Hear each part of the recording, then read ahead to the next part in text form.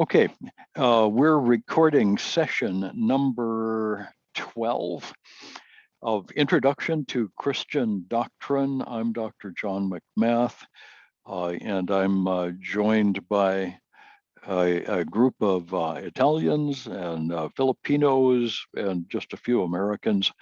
And so this is a worldwide group, and I look forward every session to seeing everybody. This is fun, and to those who are joining by way of Facebook and YouTube, welcome. It's good to have you as part of the family. Today we're going to be talking about the fall and original sin and the nature of the depravity of man. This is not my favorite stuff to talk about. And this is the last lecture in the first large unit of Intro to Christian Doctrine that concludes this rather extensive set of doctrinal positions that, generally speaking, all Christians agree on. There are, as you've noticed, some disagreements about fine points, shades of understanding along the way, but the central thrust of all of Christianity has been to accept this core of belief. When we get together again on Monday, we're going to begin with the Protestant doctrines, specifically the authority of Scripture, as opposed to popes and councils, and the precise definitions and natures of the materials around salvation. So the Bible and salvation are the two things that the Reformation really focused on. I'll be sending out a collection of notes in the next day or so, so that you can have a set of notes to work through as you're preparing to suffer with us through the doctrines of the Bible and salvation. But today we're going to talk about that thing that gives us our need for salvation, namely the doctrine of sin. So I'm going to share the screen, and it's working fine. As I had mentioned in emails to many of you, we may be experiencing an internet outage today. If it happens, I will know right away, because my monitor, my internet monitor, will blink off, and we'll lose it.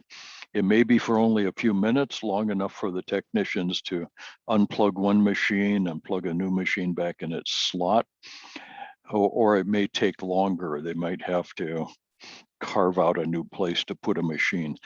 I don't know what all they're doing, but I do know that that's a possibility today. So today, the fall, the nature of the original sin, and the idea of the depravity of man.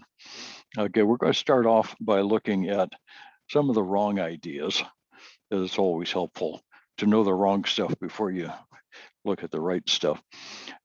Some have argued that Genesis 3, which is the primary fall account in the Bible, is a myth, a legend, and a myth. It's something that we need to understand is that there's a difference between legend and myth. Legend is a story that comes out of long time ago history, and it's made up to explain something that we know happened historically. So everybody believes that the first president of the United States, George Washington, was an honest man, and a legend grew up around his early life about chopping down a cherry tree and admitting that he had done the deed when his father asked him. And that was a legend about how honest George Washington was. Historians will tell us that it's fairly unlikely that George Washington ever did a thing like that. Nevertheless, he was an honest man, and so legends grow up. History tends to generate legends as people would like to have more information, and so somebody will make up a story, and we call that a legend. A myth is like a legend, only it's about the gods. And so if you live in a pagan society and you look around you and you notice that there is a heaven, there is an earth, there are people, there are rocks, there are birds, you wonder where all this came from, and you conclude that there must be some supernatural powers that made all of this, and so you make up a story about a bunch of gods fighting in heaven, and they ended up killing one another, and the blood became this, and the body parts became that. That's a myth.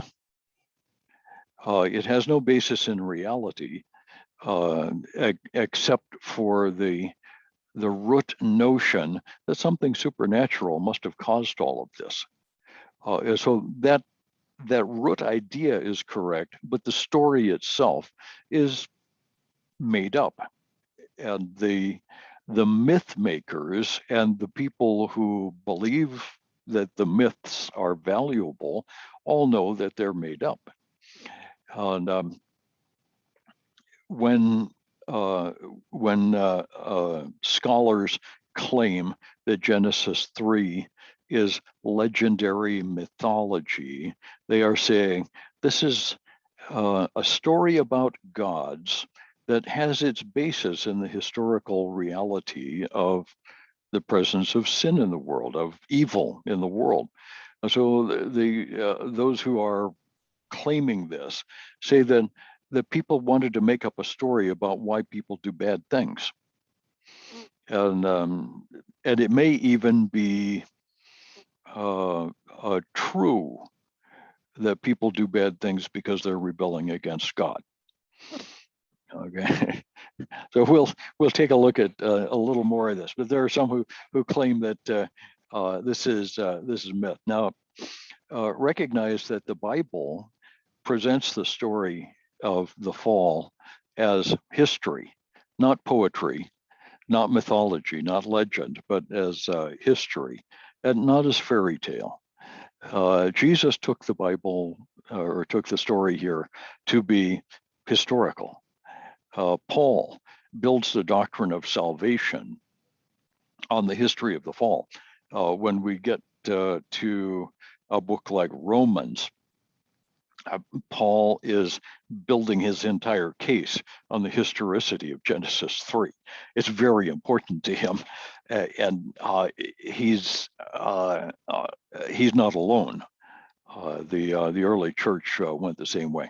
Anyway, if you believe that Genesis 3 is a myth, one of the things that you argue is that the style of the narrative is poetic. Now, as we saw when we were studying Old Testament, which now is a long time ago, but when we were studying the Old Testament, I mentioned that Genesis, from chapter 1 all the way through the end, is written in the historical narrative style. It's something you can see in both the words and grammar on the page. The verb forms are preterite rather than the poetic future or the poetic present tense. The punctuation of the Genesis narrative is historical narrative rather than poetic. And that's something that people who read Hebrew can just look at the page and without even translating anything, they can tell you this is history or this is poetry. And Genesis is history. It was intended as history. The whole Bible assumes that it's history. So in order to believe that Genesis is mythology, you have to start off by believing a lie that it is poetic. In other words, this is a view held by people who don't read Hebrew. Secondly, the story is incredible. To be incredible means not believable by the standards of rational, secular, non-Christian people. That's all that means. When I read Genesis 3, I find it very credible. I can believe it.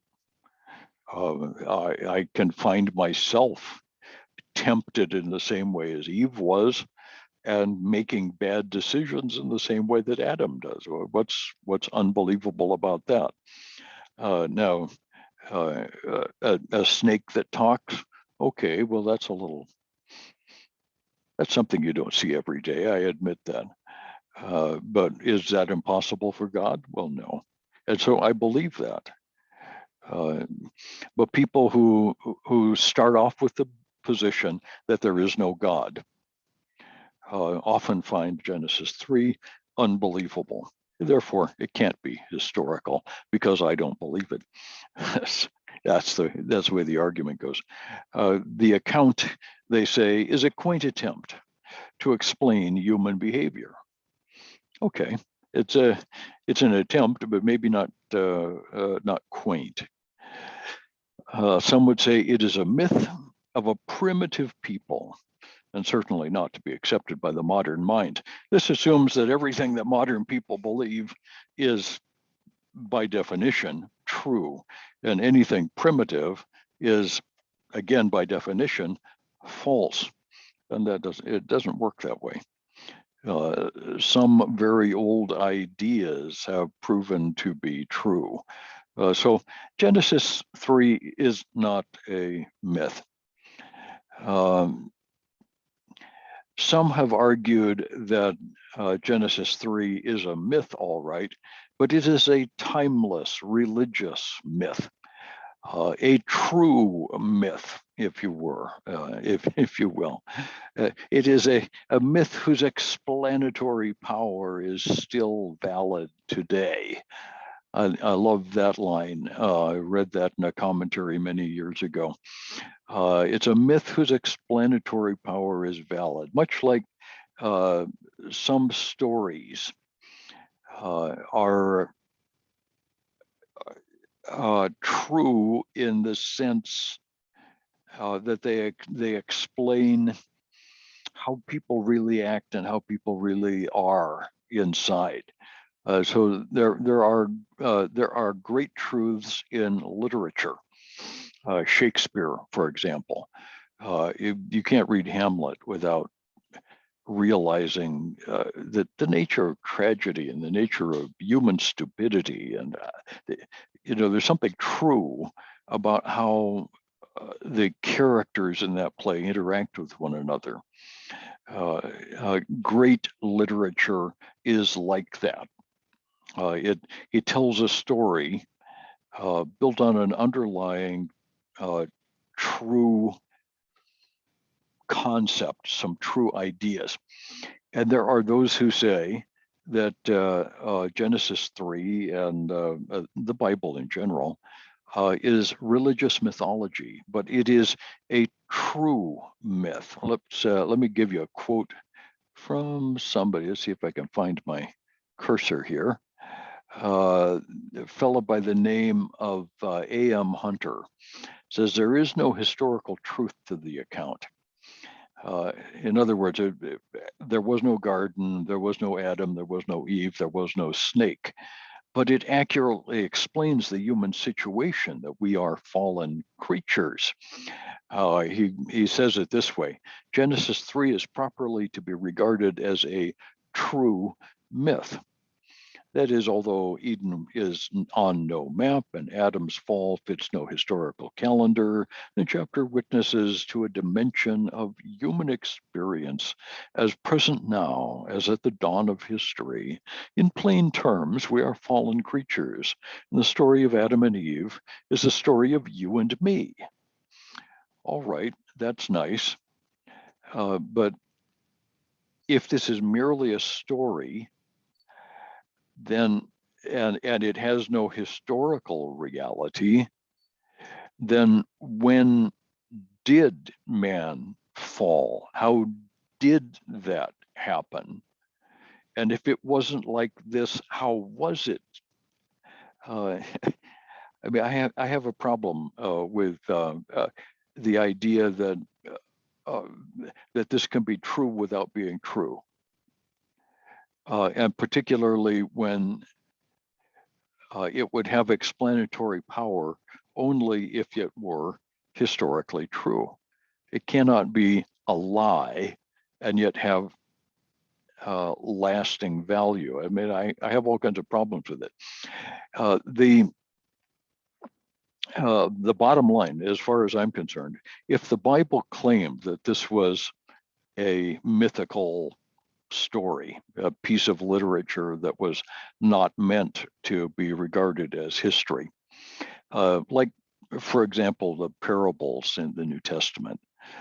When Jesus told parables, he was not expecting us to believe that there really was a woman who went out searching for uh, something in a field and then for a lost coin and then buried it.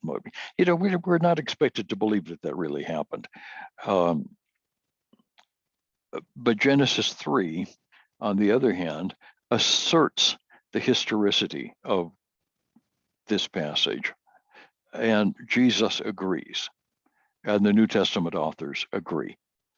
So I reject this. It's just not right. The correct view of Genesis 3 is as historical fact and truth, something that really happened in space and time, just as recorded.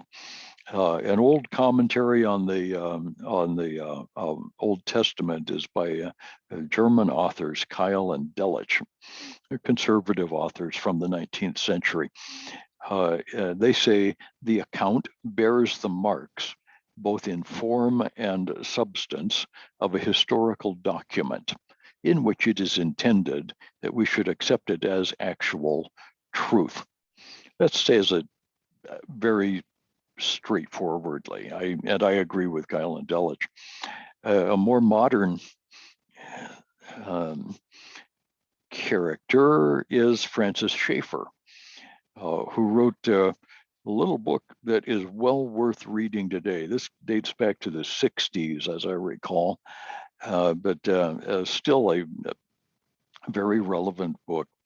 By the action of one man in a historic space-time situation, sin entered into the world of men. But this is not just a theoretical statement that gives us a reasonable and sufficient answer to man's present dilemma, explaining how the world can be so evil and God be so good. It is that in reality, from this time on, man was and is a sinner. So it explains the entrance of sin into the world. It explains the entrance of mortality into the world. And the fact, the hard on the ground fact, is that we all continue to sin and that we all continue to die. Those are hard facts on the ground, and we can't escape those. The account of Genesis 3 tells us the history in space and time of how this set of affairs came into being. That's obvious to us who are believers, but it's frankly very difficult for the non-believing world. Telling this story to non-believers is, frankly, a waste of time because they don't want to hear it. Okay, let's think for a minute through the Genesis account. I know you've all read the chapter, but I'm going to point out some specific notes along the way. So let's think about the tempted ones. Adam and Eve in the garden were in a state of unconfirmed creature holiness. this is a terminology used by theologians. This particular set of notes comes from Charles Ryrie, but unconfirmed creature holiness. And there's Adam in the foreground with a strategically placed olive branch, and Eve is hiding behind some bushes in the background there. This looks like what I've been trying to clear out on some of my land out back. Our forest grows almost as fast as the Philippines does. So I've been out with a chainsaw trying to cut down brush and trees. It's a big job. So Adam must have wondered if he could borrow somebody's chainsaw once in a while. Anyway, here they are, unconfirmed creature holiness. Unconfirmed because Adam had neither passed nor failed the test. Let's think about that for just a minute. When God created Adam, God knew before he even created him that Adam would be tested. Okay, that's important. The temptation by Satan didn't take God by surprise. Adam was put into the garden and given his wife Eve so that the two of them could be tested by the devil. That was deliberate. That's again, that's not a random act. God understood the nature of things. By the time God created Adam and Eve, he knew where history was going. He knew that Satan would fall just in time to present the temptation to Adam and Eve. So this is a test to be passed or failed. And at the point that Satan enters the picture, Adam and Eve's nature was unconfirmed. They had neither passed nor failed the test. We say that they have creature holiness because they are not God. One of the most important things that you and I have to recognize about ourselves is that although we have a very special place in creation and we're very special to ourselves and to other people around us, we are not God. There is a God in heaven who is the creator, and we are the creatures. God has made us with his purposes, and he has sent the test for his own purposes. So we are in a subordinate position under God. Unconfirmed creature holiness. Okay. They were still unfallen. They hadn't fallen into sin. They were innocent, is probably the best way to say this. The word innocent means they have committed no crime. Now, are they capable of it? Yes, they're capable of falling. But as of this instant, as we see them here in the garden, they haven't done anything wrong yet. So they are unconfirmed creature and holy. Unconfirmed creature holiness is what they possessed. They were without sin. They had no propensity to sin. That's important. They were essentially neutral. They were neither rising toward heaven nor falling toward hell. They were in the garden in a good place. And they would have lived forever in that situation. So without sin. Okay. The snake, on the other hand, is a very interesting character, the serpent. And the story of the serpent as a tempter is fascinating, and it gives us all kinds of problems. Obviously, people who are not believers, who would like the Bible to not mean what it obviously means, point to the story of the snake As I see, it's obvious. Talking snakes is obviously mythology. It can't be true. Well, later on, we're going to get a talking donkey.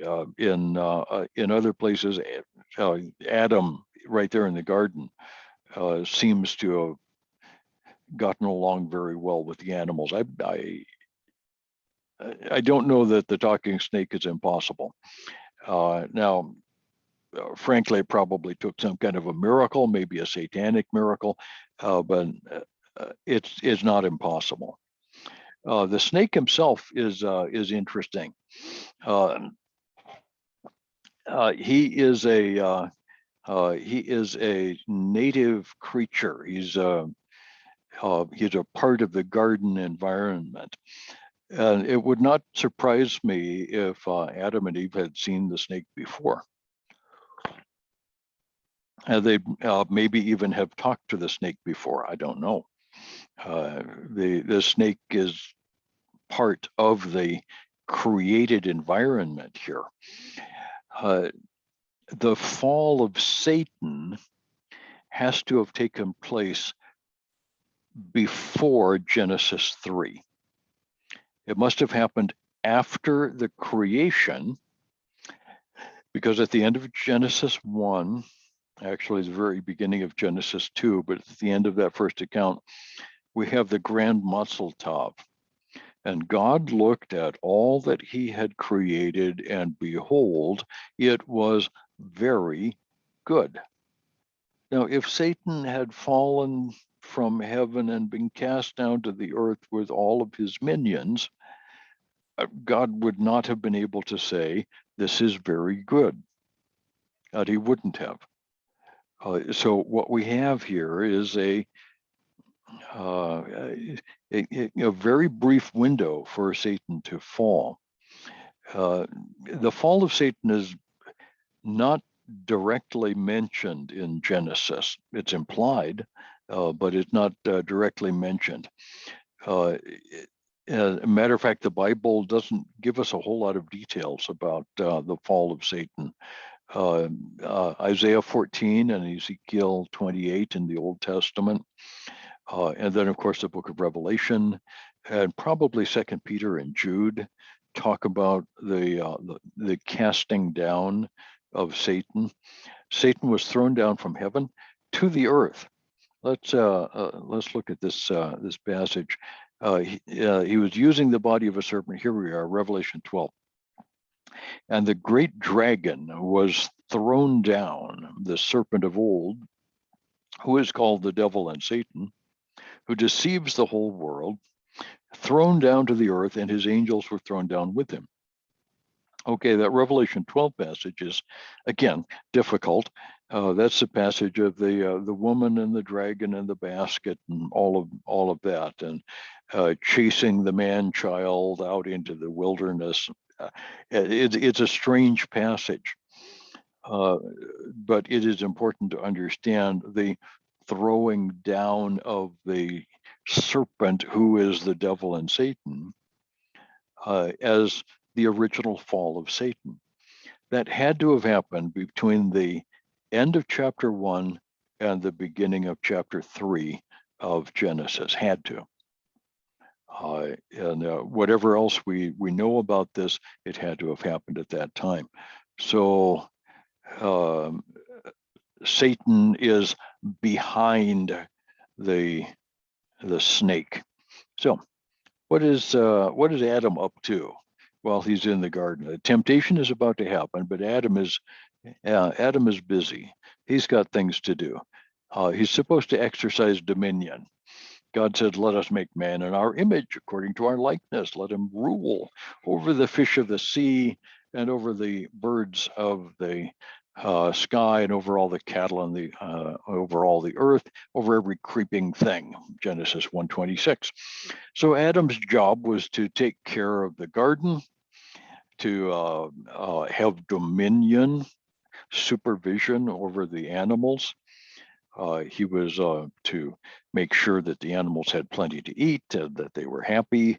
The animals didn't eat one another in the garden, which is interesting.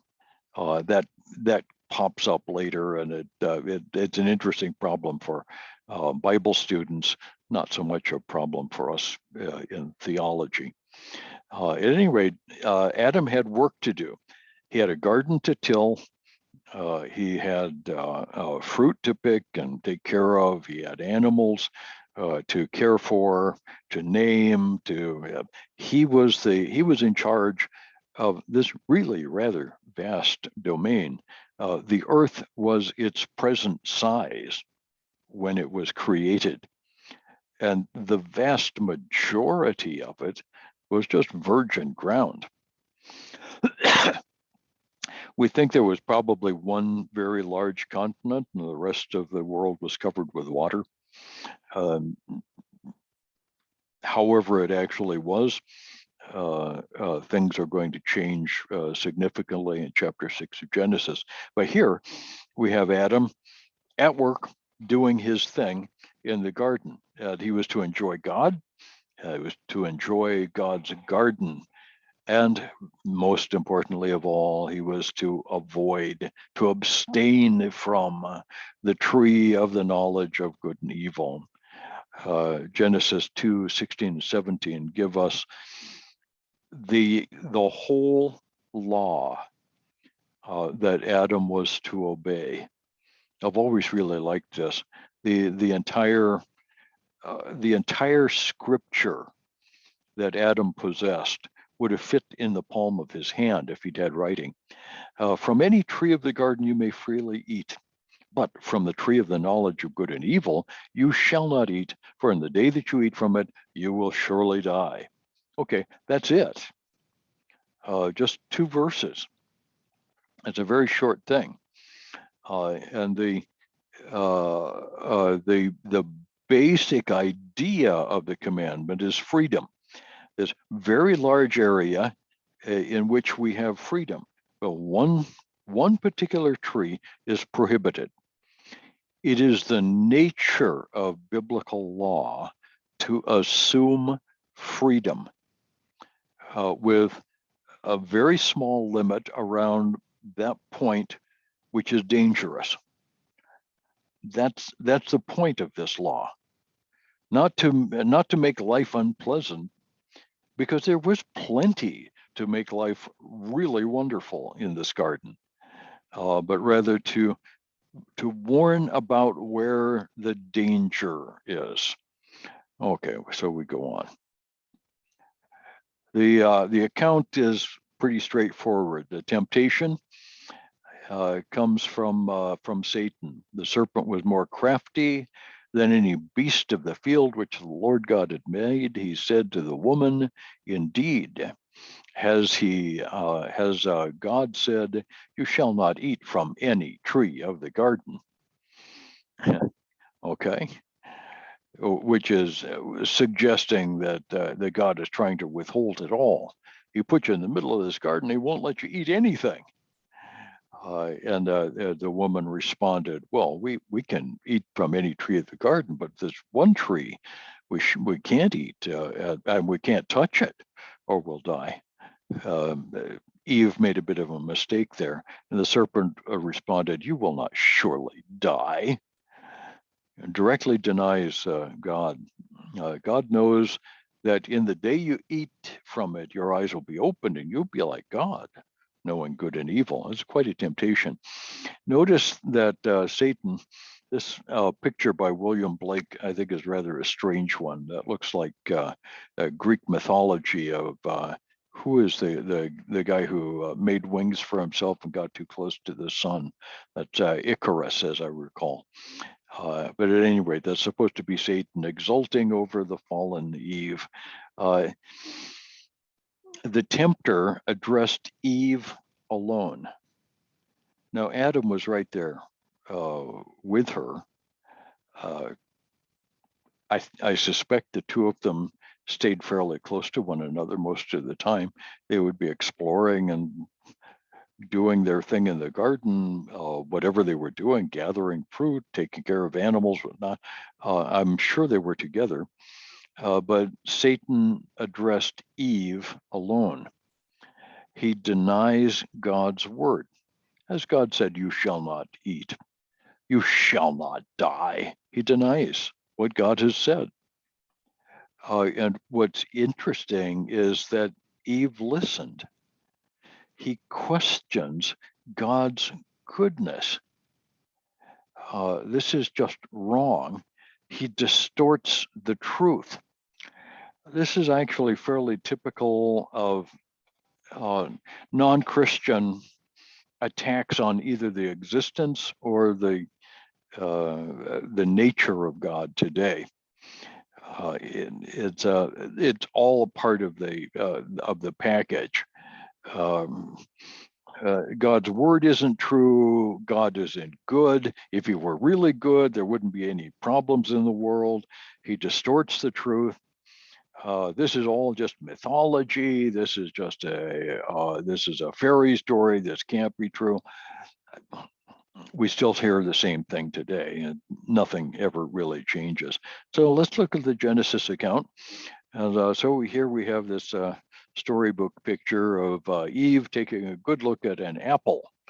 Apples are nice. I like apples, but the Bible doesn't say it was an apple.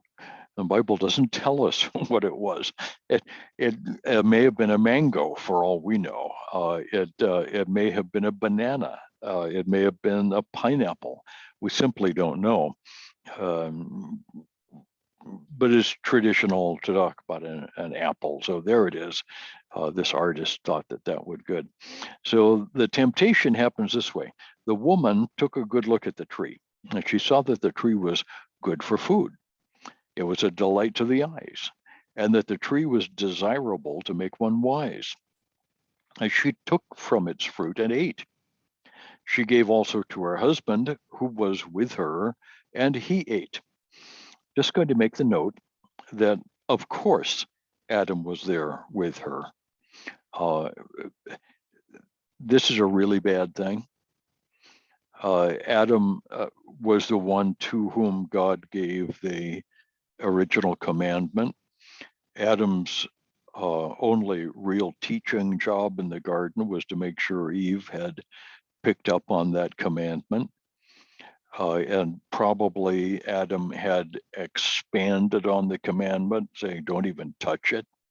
And yet here they are confronted with the test, the only test they're going to get. And Adam, who was right there with her, didn't say a thing, made no warning, made no complaint about what Satan was saying. This is kind of a sad story. I really I worry sometimes about myself. Would I be this bad? At any rate, here she is. Now she saw good for food, delight to the eyes, and desirable.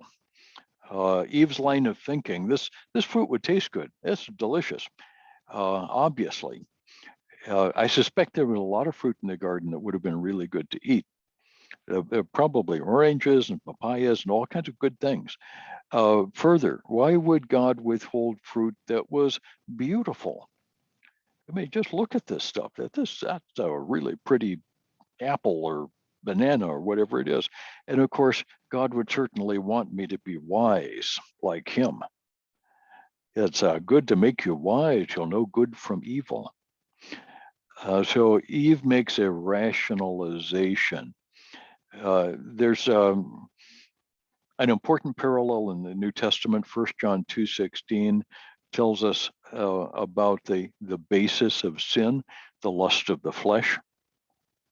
Wow, that would be good to eat. I'm kind of hungry. That would be good to eat. That's the lust of the flesh. The lust of the eyes, that is one good looking apple or mango or whatever it is, or grape. Lust of the eyes, I could sure eat that. And the boastful pride of life. Those three elements often play a part in temptation. Man, I could get into some of that. That really looks good. That would sure make me smart. Isn't usually true. And The account goes on. Adam acquiesces. She gave some to her husband who was with her, and he ate. This is important. Genesis 3:6 b, second part of the verse. There is Eve picking the fruit, and Adam is right there. Eve was the first to eat, but Adam bears the responsibility for the sin. The Bible makes it really clear that this was Adam's sin. The fall occurred when Adam ate the forbidden fruit. So Eve ate the fruit and nothing immediately happened. But when Adam ate the fruit, sin happened. And sin is transmitted to humankind through Adam, not merely Eve. Now, Eve is obviously in on this, but I think it's a big mistake to blame the fall on Eve. That's simply not true. Adam was responsible to teach his wife. He was also responsible to guard his wife from danger. Adam failed, and as the head of the household, he failed. Because of that, sin is transmitted to the rest of mankind. It's a very big deal. So we've got some consequences as we walk through this. As the story unfolds, there is judgment on the snake, judgment on Satan, judgment on the woman, and a judgment on the man. The least of all, the one that is least important to us, is the judgment on the snake. And the Lord God said to the serpent, because you've done this thing, cursed are you more than all the cattle, more than every beast of the field. On your belly you will go, and dust you will eat all the days of your life. Now, the snake really just has a bit part in this story. I don't think there's anything particularly evil about snakes in general. We have a lot of snakes around our house, and they just do their job. They eat insects, and they don't bother anybody. And so far, we don't bother them. Everything is good. The snake here just has a bit part in the fall. Nevertheless, the snake is cursed. There's some figurative language here. You're going to go on your belly, and you're going to eat dust. Now, going on his belly means that the snake will be close to the ground. He's a very low-slung organism. He's lower slung than most dogs. He's got his belly right in the ground. On your belly you will go, and you will eat dust all the days of your life. So his mouth is right there in the dust. Now, snakes don't deliberately eat dust, but they're right down in the dirt. I mean, they probably intake a significant amount of dust. All of this suggests that perhaps the snake may have been able to stand upright in the garden. Maybe he lived all of his time in the trees. We're not really told, but it's obviously a curse that from now on, Mr. Snake, you and your offspring are going to wiggle along the ground, and you'll have your forked tongue right there next to the dust. And that's the judgment on the snake. The judgment on Satan is really much larger and much more important. This verse is one of the more important verses in Genesis. I will put enmity between you and the man, and between your seed, this should be enmity between you and the woman, and between your seed and her seed. He shall bruise you on the head, and you shall bruise him on the heel. Okay, the enmity between the woman and the serpent just suggests that serpents aren't going to like people. People aren't going to particularly like snakes. That's all that means. Between your seed and her seed is singular. Your seed, we have some questions about. Who is the seed of the serpent? Some have suggested that this is a reference to the Antichrist who comes at the very end of history. And the book of Revelation actually supports that idea. So it makes one large story out of the whole thing. That really isn't very important. The forces of Satan are out there and functioning. I'll put enmity between you and the man, or you and the woman, and between your seed and her seed. He, the seed of the woman, shall bruise you on the head, and you shall bruise him on the heel. A head bruise for a snake is fatal. A heel strike from a snake on a man is usually damaging, might even cause significant symptoms. It's fairly rare for a snake bite to be fatal, especially if it's on the heel. A head strike is a crushing blow. This verse is called the Proto-Evangelion, or the first gospel. This predicts the two great programs in God's economy for the world, the kingdom program and the redemption program. The kingdom program involves the destruction or the final judgment, the crushing of the head of Satan. And that kingdom program is expressed throughout all of history in a variety of ways. Through human government, to some extent, through the giving of the law on Mount Sinai, through the Sermon on the Mount in the New Testament. In the millennium, we're going to see the expression of the kingdom.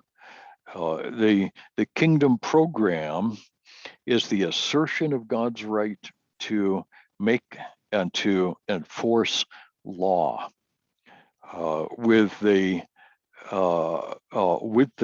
right and obligation of judgment, including final judgment on all who reject that law.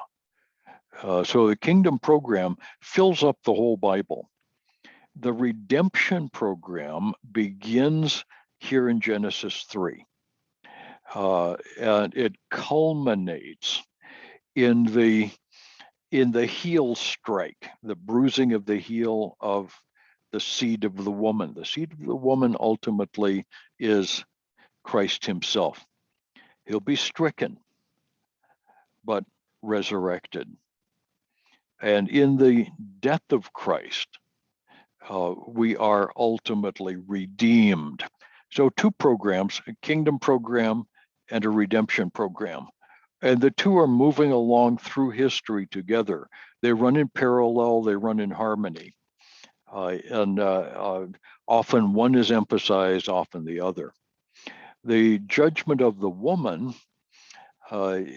focuses on her role as a wife and mother. To the woman, he said, "I'll greatly multiply your pain in childbirth. In pain, you'll bring forth children, yet your desire will be for your husband. He will rule over you." Two sad things. Pain in childbirth suggests that Eve was created without necessary pain in childbirth. We see a lot of animals giving birth with no particular pain, and Eve should have had the same engineering. So there's something changing here. The desire for the husband is a desire to usurp his authority. His rule is a tyrannical rule. The man becomes a despot over his wife. An unhealthy marriage relationship is one of the results of sin. So, judgment on the woman and what is most important to her. On the man, God said, "Because you've listened to the voice of your wife and have eaten from the tree about which I commanded you," saying, "Oh boy, is it bad. Cursed is the ground. Thorns and thistles it will bring. By the sweat of your face you will eat bread till you return to the ground, because from it you were taken, your dust, and to dust you shall return. Okay. So the creation, Paul tells us in Romans 8, was subjected to futility. It's a frustration is another term, not willingly, but because of him who subjected it, in hope the creation itself will also be set free from slavery to corruption. So the consequences, the immediate consequences of the fall for the man have to do with the weeds in the garden. The blessing that God gave to Adam in giving him dominion over the world was intended to be a good thing. The curse puts the weeds into the work field. Today, when we go out and work, the curse is not in the work. The curse is in the weeds. All right, let's go on. The expulsion from the garden. Here's Michelangelo and the Sistine Chapel. Several things going on. Separation from God. The Lord God banished him from the garden to work the ground from which he'd been taken. So he drove the man out and placed him on the east side of the garden. And there were cherubs and a flaming sword flashing back and forth to guard the way. Adam and Eve were kept from going to the tree of life because living forever with a sin nature would have been a bad thing. So instead, death was passed on from Adam and Eve. In the day that you eat of it, you will surely die. Didn't mean that at that instant they would die, but rather they became mortal. There is a limit to a man's lifespan. Paul says it in Romans 5. Just as through one man, which man is he talking about? Well, Adam, of course. Sin entered the world, and death through sin. And so death spread to all men because all sinned. Remember how we said the human nature is passed on genetically? This is what Paul means in Romans 12. All sinned. Why? Not simply because if we'd been there, we would have done the same thing, but rather we were seminally present there in Adam. And not only would we have sinned, we did sin. Okay, the original sin may be defined as the sinful state and the condition into which men are born. It's designated this because it's the original root of the human race is Adam. It is it's present in the life of every individual from the time of his birth. Little children have got a sin nature. It is the inward root of all the actual sins that defile a man. That's where it comes from. So what is the result of all of this? Humans are, we say, totally depraved. That's probably unfortunate language, but it's we have to understand it in the theological sense. Total depravity does not mean, we're going to first talk about what it doesn't mean, that everyone is as thoroughly depraved in his actions as he could possibly be. Nobody teaches that. And those who argue against total depravity on the basis that there is at least some good in everybody are missing the point. Nor does this mean that everyone will indulge in every form of sin. There are many forms of sin that I find not the slightest bit tempting. I don't want to go there. But there are some forms of sin that I find very attractive and I have to fight. So it doesn't mean we sin every kind of way there is, nor does it mean that a person cannot appreciate and even do acts of goodness. Unsaved people and even saved people who still have a sin problem, which is all of us, can actually still do a great deal of good. Matter of fact, an awful lot of really good things are done by people who are non-Christian. I could give you lots of examples, and I'm sure you know the same. It does mean, total depravity does mean that the corruption of sin extends to all men and to all parts of all men, so that there's nothing within the natural man that can give him merit in God's sight. Okay? Humans have an innate sin nature. The sin nature is the capacity to do evil. Everybody is capable of evil. Some of us have grown to the point that really bad sin is probably not likely anymore. But every part of every man is affected by sin, and I'm saved entirely by the grace of God, not because of any good in me. So every part is affected. Second Corinthians talks about the intellect. Conscience is mentioned in First Timothy, the will in Romans 1, the heart, the total being, Romans 1:18 through 3:20, that Paul's grand survey of the doctrine of sin there in Romans. So let's compare a couple of folks. This is Mother Teresa on the left. And even Roman Catholics agree that Mother Teresa is a really, really, really good lady. She's a nun who worked in Calcutta in India amongst the leper colonies and the very poor in that city in India. And I can tell you from reading the accounts, this is one good woman. She was a really, really good person. The fellow on the right, of course, we all recognize is Adolf Hitler. And Adolf Hitler was a really, really bad guy. He was really nasty. He started one of the worst wars in the history of the world. He tried to exterminate the Jewish people. Adolf Hitler was a really, really, really bad man.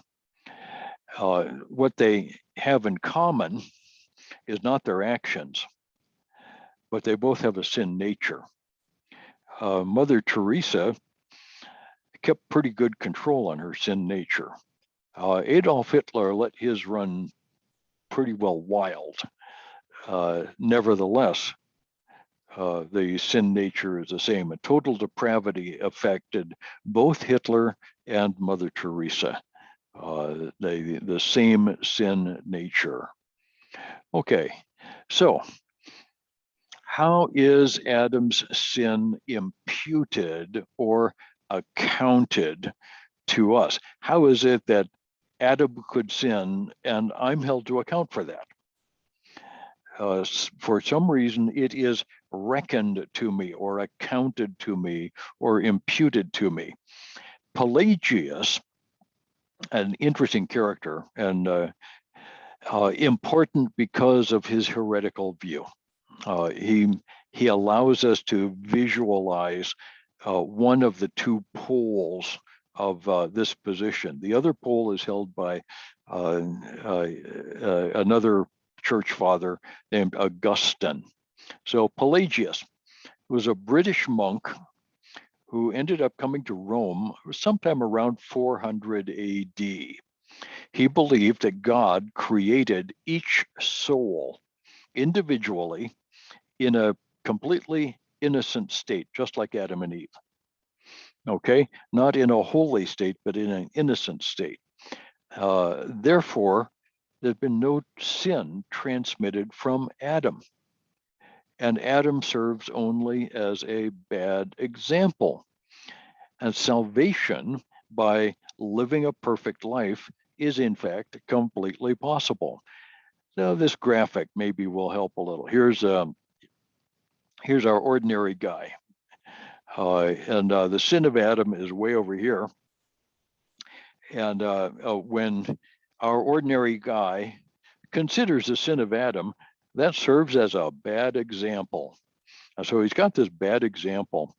Nevertheless, he is completely free to choose to sin or to choose a perfect life. That's the Pelagian view. Pelagius believed that good works are really important, and that it is completely possible for every human being to freely choose to live a perfect life. Now, Pelagius was a monk, and monks are well known for a bit of legalism. They believed that by following the rules, everything would be better. Nevertheless, that view was rejected by the early church. Okay. Another view that is taught, it's actually been taught in a variety of different ways, but we call it the federal view. The federal view is held primarily by Reformed theology.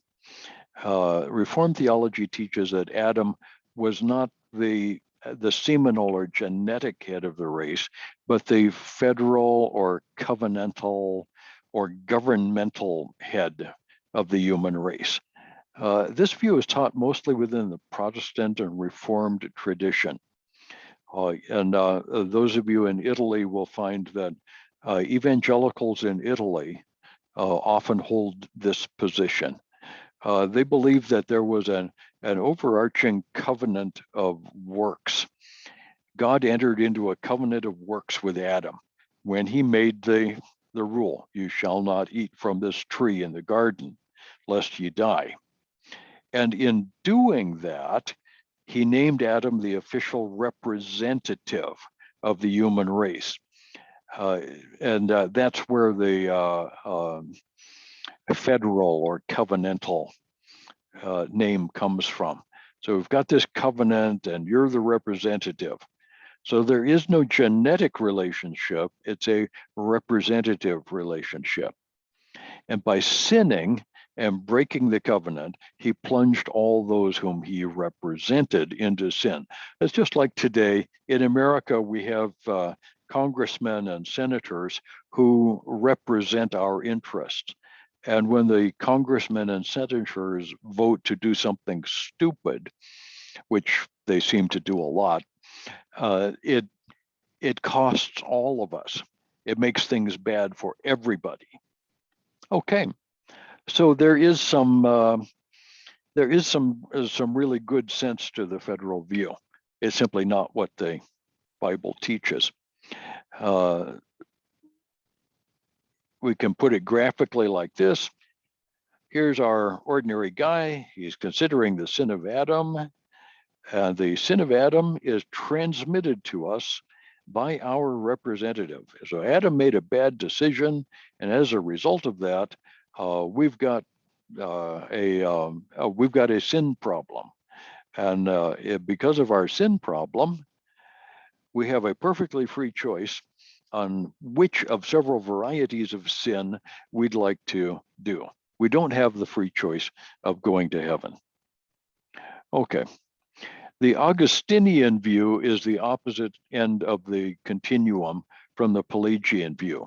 Augustine said that the human race has fallen in Adam's sin, and humans can only choose amongst the evil options. Augustine lived about the same time as Pelagius. And so we find Augustine and Pelagius arguing with one another. Augustine was a bishop of Hippo in North Africa. It's modern Tunisia, around 400 AD. And he taught that all men are born with sin. Augustine would have taught the doctrine of total depravity if he'd thought about it. Augustine taught that a man cannot choose not to sin. The Latin there is non posse non peccare. It is not possible not to sin. The Latin is often really, really handy. The idea of the physical presence of all men in the loins of Adam, we call traducianism. And on Monday, when we talked about the transmission of the immaterial part of a man, we said that the Bible teaches that that is transmitted genetically.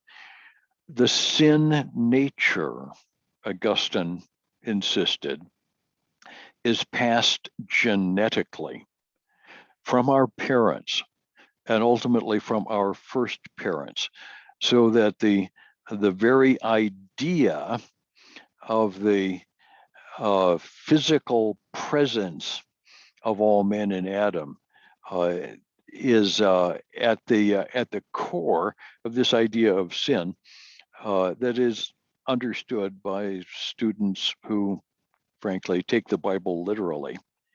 It's very difficult to take the Bible literally and come up with a covenant and federal understanding of imputation. If we take that view, we misunderstand the nature of salvation, and that becomes a problem. So the Augustinian view is actually the biblical view. It fits the biblical material the best. The sin of Adam is passed genetically down to our ordinary guy, who now has a free choice of any of a wide variety of sin. He's not going to do them all. There's only so much time in the world, but he's got his choice. And salvation is, in this view, entirely a work of God. So we'll come to a bit of a conclusion. We'll define what sin is biblically. There's several things that we can say, 5 of them here that I'm going to give you. First of all, sin is a transgression of the law. God said, don't eat from that particular fruit. When you eat the fruit, you've crossed a line. And when you cross that line, that's the transgression. That's any sin is any transgression of what we know to be prohibited by God.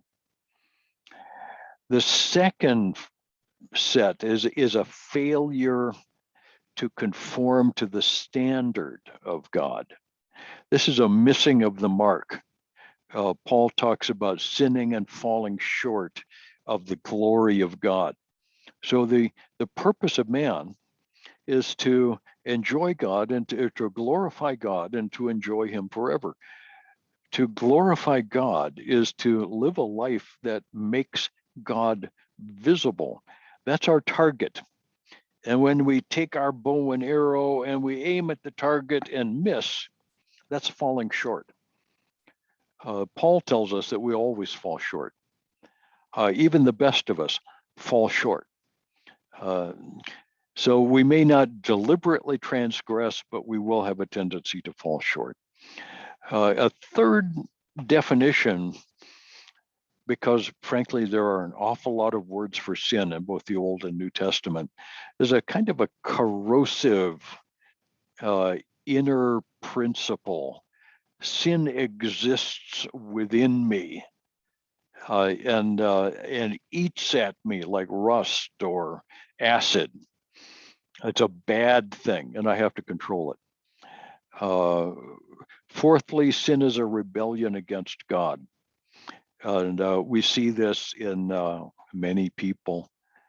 Alas, the modern world is full of an active hostility against God. And that's easy to diagnose. And then finally, sin is wrongful acts toward God or toward other men. If I steal, cheat, murder, injure, lie to people, that's wrong. If I blaspheme God, claim that God doesn't exist, that's wrong. Those direct things are obvious and they're very overt. The worst sort of sin is the principle that lives within us. And all of the rest flows from that. Okay, well, sin is no fun to talk about. But that's as far as we're going to go with sin, and I hope that clarifies some important points. As we get started on Monday, looking at the doctrine of the Bible, and then we'll go on to the doctrine of salvation. It's important to remember the roots that we come from. There's a whole bunch of things that all of us, whether Catholic, Presbyterian, Reformed, Baptist, evangelical, whatever, there are a lot of things that we all agree on, with some minor places where we argue. And there's a unity that I think is worth celebrating, worth keeping. But there are also some things where we do disagree, and there are important points where we disagree. With our Catholic friends, particularly, yeah, I'm afraid we're very different from Roman Catholic, but we're also very different from wide swaths within the Protestant community. Next Monday, we'll start on looking at what it is that makes us Protestant. When we get to Unit 3, we'll look at what it is that makes us evangelical as opposed to broadly Protestant. So that's where we're going. Thanks for coming along on this ride. I'm going to unmute us all, if I can manage that. And we will see you again on Monday. I'll get some notes out. You guys are such a great audience. I'm so happy to have all of you along for the ride. I'm looking forward to the time when we can all get together again. So many thumbs up. Thanks, guys. We'll see you next time. Bye-bye. Bye-bye, Christy. Bye-bye. Grazie. Thank you so much, Dr. John. Okay, bye-bye. John. Yeah, Good night, all of you everyone. guys. Mabuhay.